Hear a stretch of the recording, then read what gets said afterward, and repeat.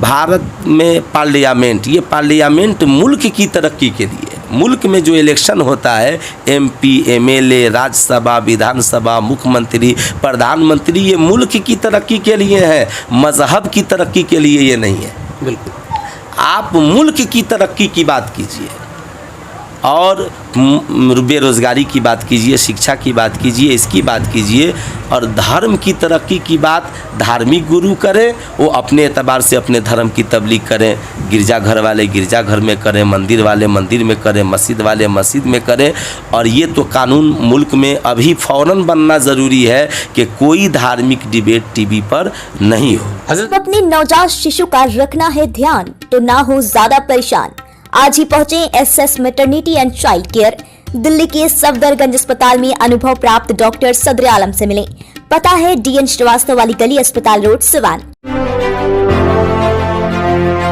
आज पूरी दुनिया में जिस तरीके से जो माहौल आज देखने को मिल रहा है, ख़ास करके हज़रत पैगंबर मोहम्मद मुस्तफ़ा सल्लल्लाहु ताला अलैहि वसल्लम के जो एक ख़ास करके जो भारत से एक ऐसी बदजुबानी और जो बदसलूकी वाली बात चली थी, आज पूरा दुनिया उसको देख रहा है। जाहिर है कि जिस तरीके से इसमें कुछ लोग जो इस सरकार के यानी कि जो बीजेपी सरकार के मानने वाले हैं उसमें कई दलील दे रहे हैं, लेकिन जिस तरीके से प्रोटेस्ट हो रहा है, प्रोटेस्ट जो कर रहे हैं उनकी भी अपनी दलील है।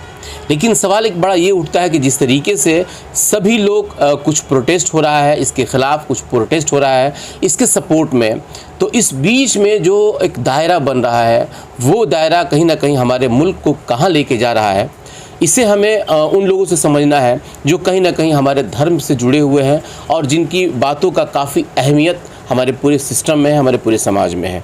आज हमारे साथ हैं मुफ्ती सुल्तान रज़ा सिवानी साहब। मैं इनसे जानना चाहूँगा ख़ास करके जो अभी जो ये मामला चल रहा है, तो इसको जो हम लोग इस्लामिक नुक्ते नज़र से देखते हैं, ख़ास करके हज़रत मोहम्मद मुस्तफ़ा सल्लल्लाहु अलैहि वसल्लम के जो जिस तरीके से उनके ख़िलाफ़ जो बयान दिया गया है, उस बयान के साथ साथ हम अपने दीन और दुनिया दोनों चीज़ें इनसे समझना चाहेंगे। तो सबसे पहले तो हज़रत खैर मकदम है आपका YES24 न्यूज़ पे। आपका भी खैर मकदम है। आप जमात रजा मुस्तफ़ा सिवान में तशरीफ़ लाए और आपने अपना कीमती वक्त दिया, इसके लिए आपका खैर मकदम है। हज़रत, मैं सबसे पहले इस बात को समझना चाहूँगा कि जो अभी एक कंट्रोवर्सी जो वाद विवाद चल रहा है, इस वाद विवाद का जो मेन पॉइंट है, जो मेन इश्यूज़ है, पहले उस पर हमको थोड़ा सा आप समझाइए तफसील से। देखिए, हुजूर सल्लल्लाहु ताला अलैहि वसल्लम की शान में गुस्ताखी का मामला सामने आया है जी। इसमें जो लोग सामने हैं उनके भी अपनी दलीलें हैं और हमारे पास भी अपनी दलीलें मौजूद हैं। तो सबसे पहले हुजूर सल्लल्लाहु ताला अलैहि वसल्लम की हैसियत और अहमियत इस्लाम में क्या है।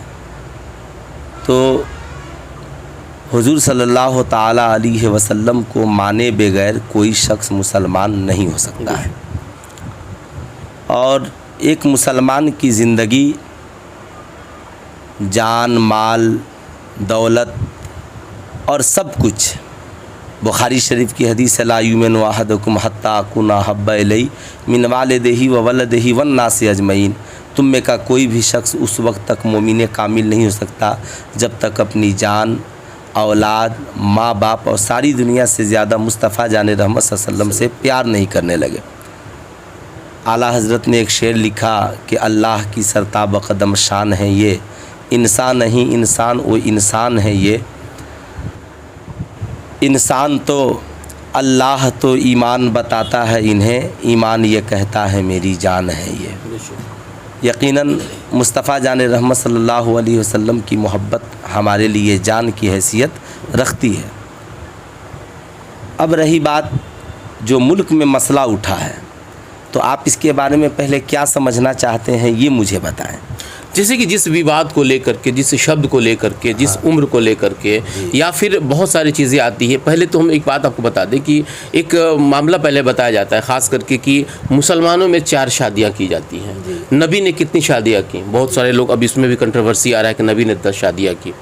जाहिर है कि 10 शादियाँ उन्होंने किस शक्ल में किया, क्यों किया, क्या मजबूरी थी, उस वक्त का क्या माहौल था, और ये चीज़ें आम मुसलमानों पे फ़र्ज़ किया गया, सुन्नत किया गया, ये सारी चीज़ें कहीं ना कहीं हमारी किताबों में महदूद है। जो लोग मुसलमान हैं वो समझ पाते हैं, लेकिन जो दूसरे लोग हैं उस बात को नहीं समझ पाते हैं।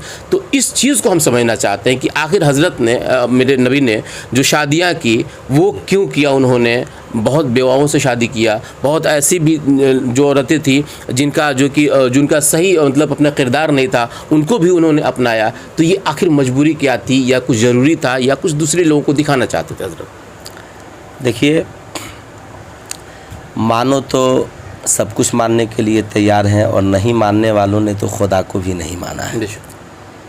हुजूर सल्लल्लाहु ताला अलैहि वसल्लम ने सिर्फ़ एक शादी कंवारी लड़की से की, और बाकी जितनी शादियाँ हुई सबसे पहले हुजूर सल्लल्लाहु अलैहि वसल्लम ने हज़रत सैयदा खदीजतुल कुबरा रज़ी अल्लाह ताला अन्हा से निकाह किया, और जब तक वो बाहयात रहीं हुजूर ने दूसरी शादी नहीं की। वो एक बेवा औरत थी, और उस वक्त पूरी दुनिया का हाल ये था, अपने मुल्क भारत का भी हाल ये था कि अगर शौहर मर जाता तो बीवी को उसके चिता पर जला दिया जाता था। राजा राम मोहन राय जी तो जला दिया जाता था। ऐसे आलम में कुरान मजीद में औरतों के नाम की एक सूरत सूरह निसा अल्लाह ने नाजिल फरमाया कि वल मुहसिनातु मिनन निसा, औरतों की के साथ भलाई करो। तो हुजूर सल्लल्लाहु ताला अलैहि वसल्लम ने पूरी ज़िंदगी में सिर्फ़ एक कंवारी लड़की हज़रत आयशा सिद्दीक़ा रज़ी अल्लाह ताला अन्हा से हुजूर ने निकाह किया, और बाकी सबको सहारा हुजूर ने दिया, और अपने निकाह में लाकर जिनका मकाम और इज़्ज़त नहीं थी उन्हें इज़्ज़त बख्शी, और उन्हें सहारा देने की गर्ज से हुजूर सल्लल्लाहु अलैहि वसल्लम ने निकाह किया। अब रही बात कि हर इंसान की अपनी ताकत और सलाहियत है। इस्लाम में निकाह फ़र्ज़ भी है, इस्लाम में निकाह वाजिब भी है, इस्लाम में निकाह सुन्नत भी है। अब किसी के पास ऐसा शख्स है कि निकाह नहीं करेगा तो ज़ना कर देगा, या यौन शोषण कर बैठेगा, बलात्कार किसी के साथ कर बैठेगा, तो इस्लाम कहता है उसके लिए शादी फ़र्ज़ है, जल्दी शादी करो। दूसरा ऐसा शख्स है कि जिसे ऐसा लगता है कि शादी नहीं करूँगा तो मेरे साथ गलत हो सकता है, या ज़िंदगी में मुस्तक़बिल में मैं गलत कर सकता हूँ, तो उसके लिए ज़रूरी है कि वो निकाह करे, वाजिब है। और जो शख्स मालदार है और बीवी रखने की सलाहियत रखता है तो उसके लिए सुन्नत है कि वो शादी करे और अच्छे तरीके से औरत को निकाह में ले कर के आए। शादी का उसूल निज़ाम जो था वो नबी करीम सल्लल्लाहु अलैहि वसल्लम की आमद से पहले नहीं था। एक मर्द कई औरतों के साथ ज़िंदगी गुजारता था। तो उन्होंने जो निकाह किया उनका नज़रिया था कि औरतों को समाज में इज़्ज़त मिले, उन्हें इज़्ज़त देने के नज़रिए से निकाह। लोग इसे गलत शक्ल दे रहे हैं, उन्हें सोचना चाहिए कि हुजूर सल्लल्लाहु अलैहि वसल्लम ने अगर इस पैगाम को आम नहीं किया होता तो आज बेवाओं को समाज में ये मकाम नहीं मिलता। हुजूर सल्लल्लाहु अलैहि वसल्लम जब तशरीफ़ लाए तो उस वक्त बेटियाँ अरब में ज़िंदा दफन की जाती थी। हुजूर सल्लल्लाहु अलैहि वसल्लम ने कहा कि नहीं, ये बेटियाँ रहमत हैं।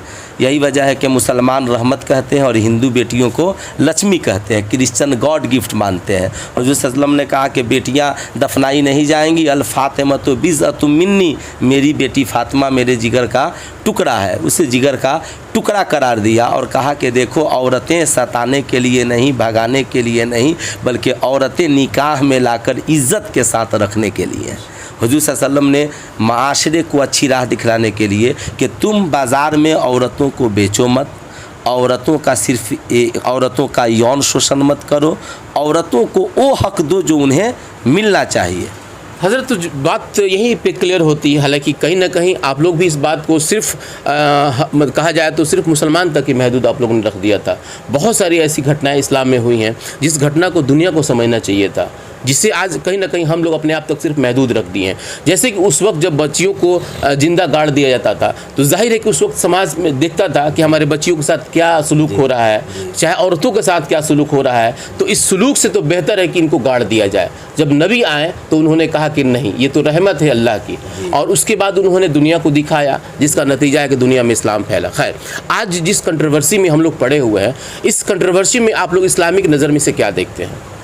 देखिए, अभी जो मुल्क के हालात हैं, या ये कहकर बार बार, जैसे बहुत दिनों पहले एक मामला मैंने सुना भी और उसका वायरल भी था कि लोग उम्मुल मोमिनीन हज़रत आयशा सिद्दीक़ा रज़ी अल्लाह ताला अन्हा के निकाह के ताल्लुक़ से अब शब्द बोल जाते हैं, अब शब्द बोल जाते हैं।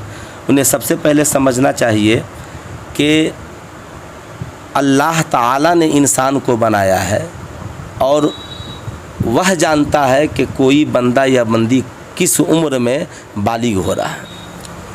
तो जो हमारी किताबों में है, हमारी किताबों में कि 9 साल की उम्र में लड़की बालिग होती है और 12 साल की उम्र में लड़का बालिग होता है। तो मेडिकल भी कहता है, मेडिकल भी देख रहे हैं, ये मेडिकली भी आप देख रहे हैं, मेडिकली भी देख रहे हैं। से अपने ही मुल्क में लीजिए तो भारत में पहले कानून था कि 18 साल में लड़की बालिग होगी, अब कानून बन गया कि 20 साल में लड़की बालिग होगी। लड़का जो है कि पहले 20 साल में बालिग होता था, अब लड़का 22 साल में बालिग होगा। तो आपके कहने से तो कोई बालिग नहीं होगा। जैसे जिस्म के लिए खाना ज़रूरी है, पानी ज़रूरी है, कपड़ा ज़रूरी है, ऐसे ही बालिग लड़के और लड़कियों के लिए शादी ज़रूरी है, निकाह ज़रूरी है। अगर नहीं होगा तो लोग लिविंग रिलेशनशिप में रहेंगे, बॉयफ्रेंड गर्लफ्रेंड की शक्ल में गंदगी फैलाएंगे, समाज पे दूसरे पे गंदी नज़रें डालेंगे। ये कि वक्त पर उनकी शादियां नहीं हो रही। हज़रत, हम लोग चाहते हैं कि कम से कम जो अभी तशद्दुद पूरे देश में फैला हुआ है, इसका कहीं ना कहीं जो हमारे मुल्क का जो सरहद है अब इसको पार कर चुका है, इसमें आप लोग क्या कहेंगे, ख़ास करके उन लोगों से जो लोग कहीं ना कहीं इसका हिस्सा बन रहे हैं? देखिए, मैं 3 बातें आपको बताऊंगा इसके ताल्लुक़ से। सबसे पहली बात कि आप जो भी लोग हमला करते हैं उन्हें कुछ बोलने से पहले सोचना चाहिए कि हम जिस ज़ात पर हमला कर रहे हैं उस शख्सियत कैसी है, उसके मानने वाले कहाँ कहाँ हैं। जैसे मैं सिवान का हूँ, अगर आप मुझको गाली देंगे तो सिवान के लोगों को तकलीफ़ होगी, लेकिन हुजूर सल्लल्लाहु अलैहि वसल्लम पूरी दुनिया के मुसलमानों के पैगंबर हैं। अगर उनको माज़ल्लाह आप बलात्कारी कहिएगा, उम्मुल मोमिनीन हज़रत आयशा सिद्दीक़ा पूरी दुनिया के मुसलमानों की माँ है, उनकी ज़ात पर आप उंगली उठाइएगा तो ये मसला फिर एक मुल्क का नहीं बल्कि पूरी दुनिया के मुसलमानों का मामला हो जाएगा। हमारे मुल्क में जो सबसे बड़ी तबाही है, सबसे बड़ी तबाही, वो तबाही है मीडिया पर धार्मिक डिबेट। बिल्कुल, मैं आपके माध्यम से भारत की हुकूमत से गुजारिश करूंगा कि आप इस पे कानून बनाइए और सदन में इसे पास कीजिए कि किसी भी न्यूज़ चैनल पर धार्मिक डिबेट नहीं होगा। जो करेगा उस चैनल को बैंड किया जाएगा।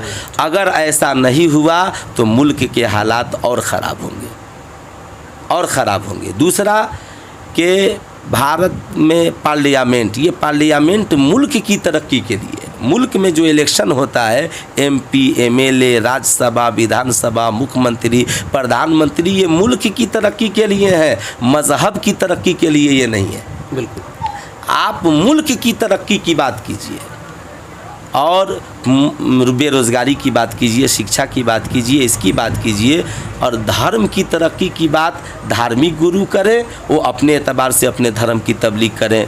गिरजाघर वाले गिरजाघर में करें, मंदिर वाले मंदिर में करें, मस्जिद वाले मस्जिद में करें। और ये तो कानून मुल्क में अभी फ़ौरन बनना ज़रूरी है कि कोई धार्मिक डिबेट TV पर नहीं हो। हज़रत, एक सवाल यहीं पे उठ जाता है कि जैसे आपने कहा कि मुल्क की जो है कि सरकार जो है कि मुल्क के बारे में सोचे, इसके विकास के बारे में सोचे, इसके डेवलपमेंट के बारे में सोचें, और जो धर्म के लोग हैं वो धर्म आधार पे देखें। लेकिन मामला यहीं पे आता है कि जो धर्म के आधार के लोग हैं, जो धार्मिक लोग हैं, जो कहीं ना कहीं धर्म की नुमाइंदगी कर रहे हैं, तो वो लोग इसको क्यों नहीं समझा पा रहे हैं? क्योंकि उनके जिम्मे तो धर्म की बात है, तो वो लोग इस कंट्रोवर्सी में क्यों पड़ जा रहे हैं? वो लोग अपने अनुयायियों को, अपने शागिर्द को, जो उस धर्म के मानने वाले हैं, उनको क्यों नहीं समझा पा रहे हैं? कहीं ना कहीं उनकी भी तो कहीं कमी रह जा रही है। बिल्कुल, देखिए, कहने मतलब कुरान ने कहा लकुम दीनकुम वलिय दीन, आपके लिए आपका मज़हब है और हमारे लिए हमारा मज़हब है। हम आपके मज़हब में हस्तक्षेप नहीं करें। आप अपने किरदार को, करेक्टर को, आपका धार्मिक जो रोल है उसको अच्छे तरीके से उस पर अमल कीजिए, ताकि गैर देख करके आपसे मोहब्बत करें, प्यार करें। ज़बरदस्ती आप किसी को मुसलमान नहीं बना सकते हैं, या ज़बरदस्ती कोई किसी को हिंदू नहीं बना सकता है, ज़बरदस्ती कोई किसी को ईसाई नहीं बना सकता है। बल्कि आपकी ज़िम्मेदारी, हुजूर सल्लल्लाहु अलैहि वसल्लम की 63 साल ज़िंदगी, 23 साल हुजूर ने ज़बान से इस्लाम की तबलीग की और 40 साल हुजूर ने किरदार से इस्लाम की तबलीग की। तो जब जहाँ पर इस तरीके का माहौल बन जाए, पूरा इख्तलाफ हो जाए, तो आज ज़रूरत है कि ज़बान को खामोशी के साथ रख कर किरदार से इस्लाम की तबलीग हो और आपकी जो सच्चाई है, अच्छाई है, उसको सामने ले आए। बिल्कुल। ये जितने भी धर्म गुरु हैं उनकी, अब आप बैठ जाइए कि हम जामे मस्जिद पर आ जाएंगे, तो हम फलाना जगह आ जाएंगे, तो इसका मतलब है कि आप भी 50 समर्थक लेकर चले आए और हम भी 50 समर्थक लेकर चले आए। भारत एक डेमोक्रेसी मुल्क है और यहाँ पर हर मज़हब के लोगों को आज़ादी है। और मैं सोचता भी हूँ कि भाई स्पीकर उतरवा दिया गया है हमारे पड़ोस में, मंदिर से भी उतरा, मस्जिद से भी उतर गया। तो स्पीकर उतरवाने से ज़्यादा ज़रूरी है कि मीडिया में जो बैठकर चैनल पे धार्मिक डिबेट हो रहा है, जहर उगला जा रहा है, इसको बंद किया जाए। ये तो 5 मिनट का कीर्तन होता है या 5 मिनट की अजान होती है, लोग सोए रहते हैं, उससे फ़र्क नहीं पड़ता। फ़र्क तो यहाँ पड़ रहा है जहाँ पे बैठ कर के जहर उगला जा रहा है। बिल्कुल, आपने बहुत ही शानदार और ख़ूबसूरत तरीके से देखा कि मुफ्ती सुल्तान रज़ा सीवानी साहब ने जो बात कहा और जिस किरदार को इन्होंने पेश करने की कोशिश की, पेश भी किया इन्होंने। सच बात है कि अगर सभी धार्मिक, जो भी धर्म को मानने वाले लोग हैं, अगर अपने अपने हिसाब से अपने अपने धर्म के पालन करने के लिए अगर उसको कहें, तो जाहिर है कि कहीं भी किसी तरीके का विवाद नहीं होगा। चूँकि धर्म एक ऐसा चीज़ है कि इंसान को इंसानियत सिखाता है, लेकिन उसके बावजूद भी अगर कहीं ना कहीं माहौल में अगर जिस तरीके से सरगर्मी पैदा की जा रही है, तो इसके पीछे एक सियासत है और इस सियासत को कम से कम इससे बचना चाहिए। जैसे इन्होंने बहुत ही खूबसूरत अंदाज में एक बात भी कह दिया कि सरकार का काम है देश के बारे में, उसके बारे में, विकास के बारे में और डेवलपमेंट के बारे में सोचना। जो धर्म आधारित लोग हैं वो अपने धर्म के बारे में सोचें। जाहिर है कि अगर हर आदमी अपने अपने काम को अंजाम देना शुरू करे तो इस तरीके का जो तशद्दुद है वो शायद देखने को नहीं मिलेगा और हर आदमी खुशहाली के साथ अपने साथ रहेगा। मैं अपने सहयोगी मोहम्मद आलम के साथ कौसर अली, S24 न्यूज़।